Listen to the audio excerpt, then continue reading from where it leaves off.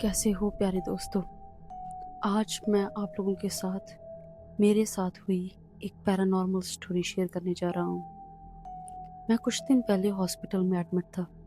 कुछ ज़्यादा गंभीर नहीं था, बस ऑब्जर्वेशन में रखा था। मुझे इन्फेक्शन हो गया था। उस रात सब नॉर्मल लग रहा था।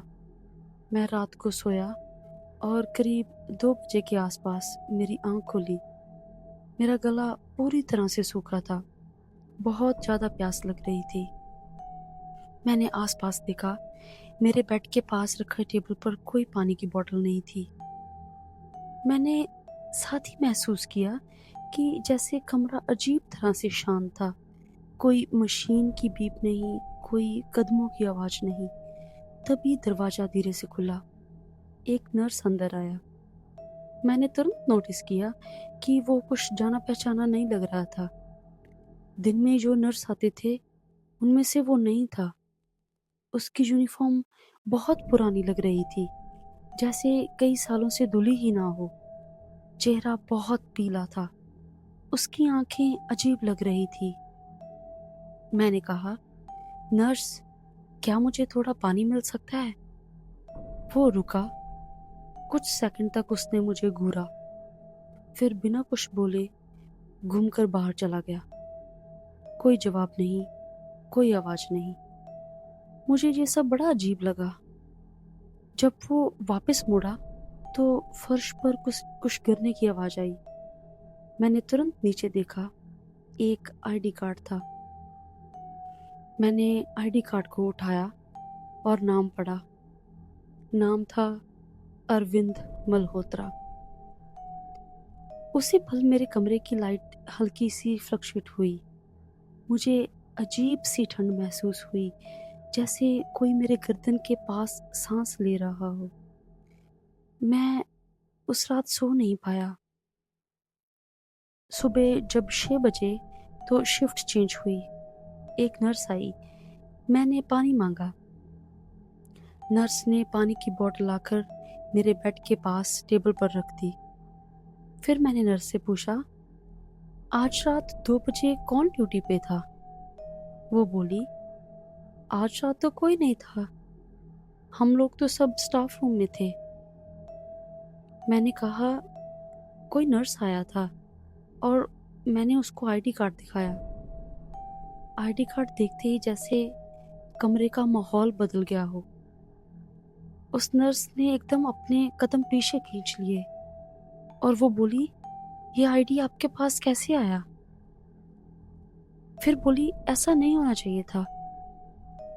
मैं 2 मिनट तक चुप रहा। फिर मैंने पूछा, क्या नहीं होना चाहिए था? वो नर्स रूम से भाग गई और दूसरी सीनियर नर्स को बुला लाई। मैंने सीनियर नर्स को सब बताया और वो सीनियर नर्स भी हक्की बक्की रह गई। मैंने फिर पूछा, ऐसा क्या है? वो नर्स आया था, पर वो कुछ बिना बोले ही चला गया, ना मुझे पानी देकर गया। सीनियर नर्स सहमी सी बोली, वो कोई आम नर्स नहीं था, वो आत्मा थी। मैं सोच में पड़ गया। मैंने कहा, आत्मा? कैसी आत्मा? कौन सी आत्मा? वो एक नर्स था, उसने प्रॉपर ड्रेस पहनी थी। फिर उस सीनियर नर्स ने मुझे बताया कि अरविंद मल्होत्रा एक नर्स था जो 2000s की शुरुआत में इसी हॉस्पिटल में काम करता था। एक दिन की बात है, एक 16 साल का लड़का हॉस्पिटल में एडमिट हुआ। वो बुरी तरह से घायल था।